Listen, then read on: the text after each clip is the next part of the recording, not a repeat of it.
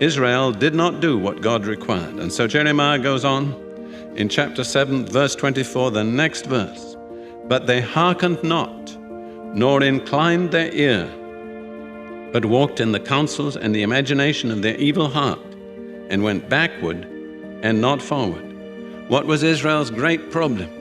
We can put our finger on many outward manifestations of the problem, but the inward essence of the problem is stated there. They hearkened not, nor inclined their ear. Notice, it's all to do with what they listened to. They didn't listen, they didn't bow down their ear, they didn't hear the voice of the Lord their God, they didn't receive what God had for them. They missed the whole of God's purpose and plan.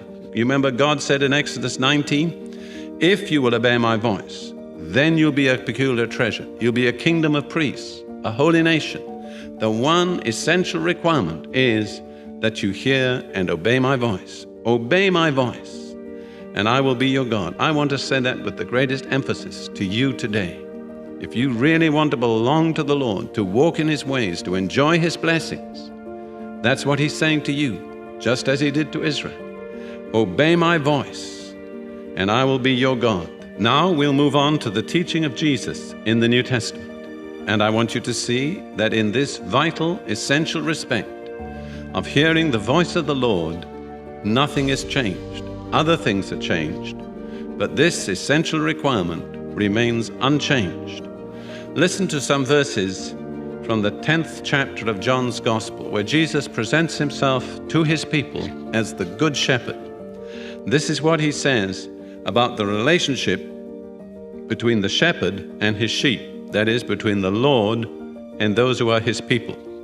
John 10, verse 3 through 5. To Him, that's the shepherd, the doorkeeper opens, and the sheep hear His voice, and He calls His own sheep by name and leads them out.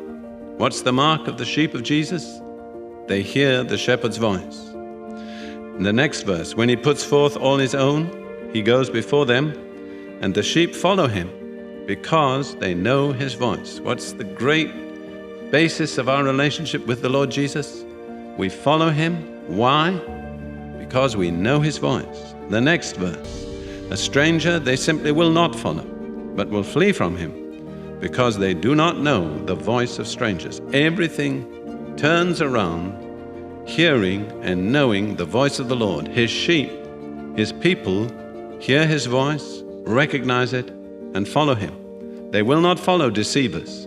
They will not follow false prophets and false teachers because it's not the voice of the Lord. They know the voice of the Lord. They're not deceived by false teachers. And then in John 10:16, a little further on, Jesus had been talking up till now about those that believe in Him among the people of Israel. But now He goes on to people from other nations.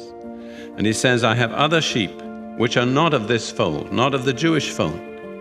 I must bring them also, and they shall hear my voice, and they shall become one flock with one shepherd. Again, what is it that's going to draw believers to Jesus from amongst all Gentile nations?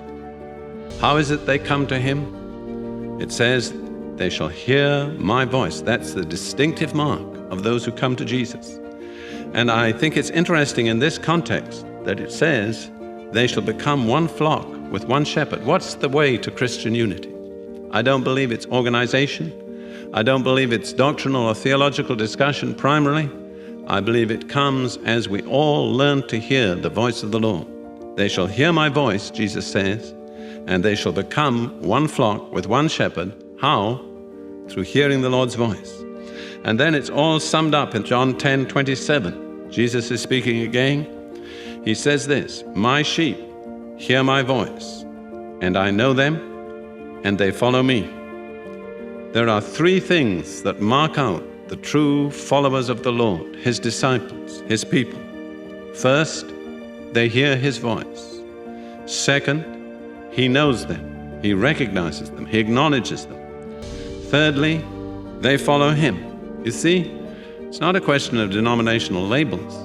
Jesus isn't talking in terms of Catholics or Protestants or Baptists or Methodists or Presbyterians or Pentecostals. He's not saying my people come from any particular denomination or group, But he's saying the distinctive mark of my people, that which singles them out from all other people, that which makes them different and makes them mine, is they hear my voice. I know them, they follow me. And we realize, of course, that in Bible times and Bible lands, a shepherd did not drive his sheep, he led them. And he led them by the sound of his voice. They didn't follow him by watching him primarily. They followed him by listening to him. And they always went where they heard the shepherd's voice. So you see, in actual fact, if you apply that analogy, and it's a totally scriptural analogy, it is impossible to follow the Lord unless you hear his voice. It must be through hearing his voice. Let me say this in love, and I must close. Jesus did not say, my sheep read the Bible. I believe it's essential to read the Bible, but it's not sufficient, because many people read the Bible but don't hear the voice of the Lord. It's not reading the Bible that enables us to follow him. It's hearing his voice. My sheep hear my voice, and I know them, and they follow me.